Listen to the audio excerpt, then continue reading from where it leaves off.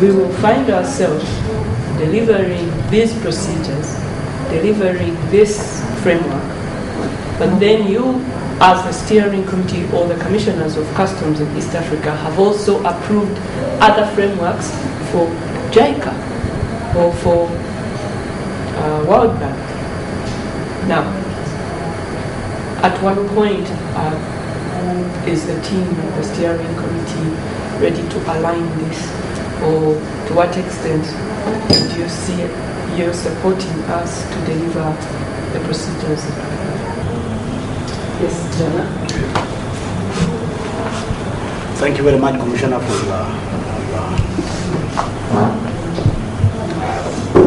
your message for this morning. I just want to add on what Sheena said,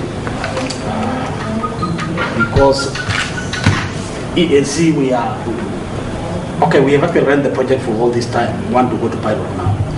But we keep on actually getting so many flares in the borders where we are on pilot. Like if you actually go to Malaba, Malaba has actually been a sort of an item which has been a sort of a ping pong.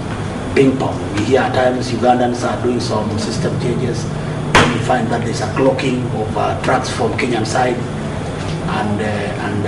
So we're trying to imagine by the time actually we are starting the pilot. If we start the pilot and we find actually that at times the queue at the Malaba is almost around 10-15 kilometers. Now you have a track of AEO which is at maybe 10-15 kilometers. For it to come to the border, it will take a lot of energy and a lot of manpower. So that we are a little bit we are scared of how we are going to manage the pilot, especially at Malaba, Uganda and Kenya, because of that problem of the border. Now, I know in EAC there is quite a lot of changes at Malaba. I know the one-stop border post which is being constructed in Malaba and Busia, but those ones will actually come maybe actually later. But you see the pilot, once we actually tell the beneficiary that we are going to enable you to go smoothly up to Uganda, and they find actually that they are going to stay in maybe on the border for a day or so, it will actually be quite a challenge, and we'll actually have a lot of friction with our selected operators. So I think Sheena has actually pointed out very well that other than the project, I tend to believe actually that I know the commissioners have actually been having meetings, because I've attended around 2-3 meetings at the border between Uganda and Kenya earlier on. And I thought maybe that would have actually been a little bit frequent, so that we actually resolve the issues at those pilot sites, so that when we actually start the pilot, we will actually be really measuring the time taken and all those parameters required for the purposes of time release study. So I think that's going to be a big challenge, and I think for Kenya and Uganda, the bigger challenge is Malaba. I don't know about the other borders, but that has actually been a major one. So I think the commissioners actually needs to bring on board their extra gears in form of how to deliberate on how to facilitate that flow of traffic at the border of Malaba. Thank you so much.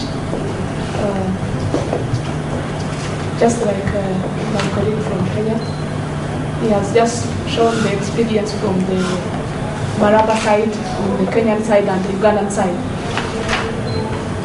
From that point, I would like also to introduce the issue from the Rusumo, the Rwandan side, and also the Tanzanian side. We are privileged to have the auditors in Rwanda, so we took a step and went to Rusumo to make some more assessment. But during our visit, we discovered that, there was a shortage of electricity on our counterpart, that is the Tanzanian side. That is why we are having these two borders working up to 10 in the night. They can't operate up to 24 hours because there is a shortage of electricity on the other side.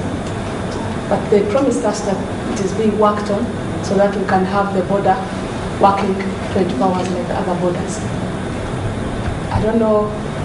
That is why I would request that it should be looked into, so that since they are promising, it should be worked on so fast so that we don't get it as a challenge. Regarding the issue of toxicity at Kusumo, I don't think if this is the right forum to point out. But what can I promise that the Tanzania government is working around the clock to ensure that we get the electricity at the border. Currently we are building the OSBP at Kusumo, and the electricity is one of the issues which are supposed to be tackled before full authorization of the border post. That's all I can say regarding the electricity at the border. Actually, the issue was not about you to comment on what she was saying. As you're saying, anything you have that you need the commissioner's attention. Yeah, I wanted to bring to light what is happening there. We are aware about that. I'm not saying it is a case to be answered by the commissioner. No. In Burundi, as a pilot site, we have Kanyaruho. And nowadays, it's somehow not working. Burundian main border is Kobero.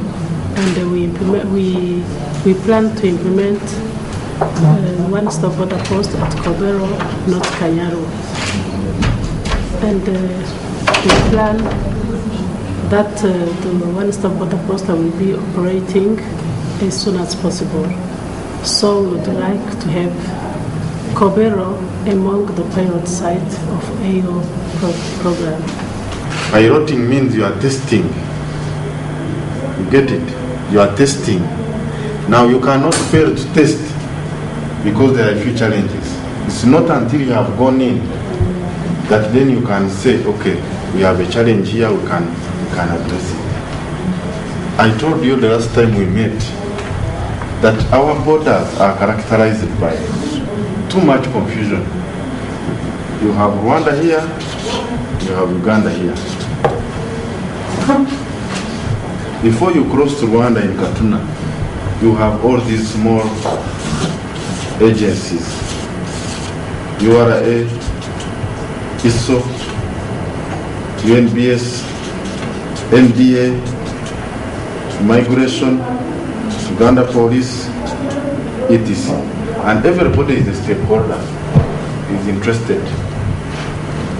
This is before you cross.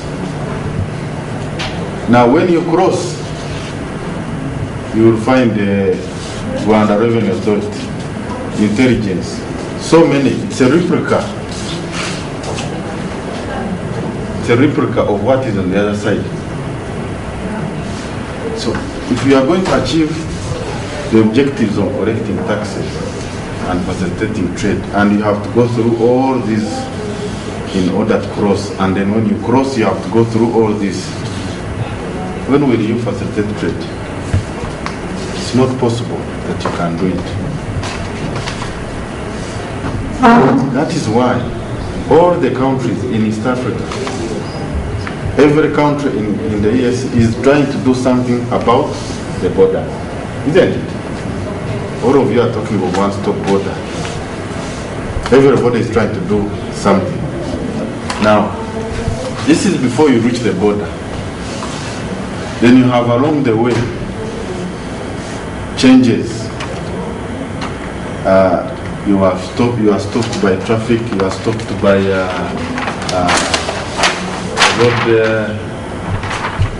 road agencies, you know. We have had quite a number of challenges. At the border in Maraba, you mentioned, very many times we had disruptions about people striking. The trucks striking because Kenya Revenue has tightened something. So all these changes are somehow in every country, and all these challenges are there, but they cannot stop us from moving forward. When you look at the challenges, we have three things to deal with. We have the people, we have the systems, and we have the infrastructure. Now the people here include the staff and the other stakeholders. What are we doing about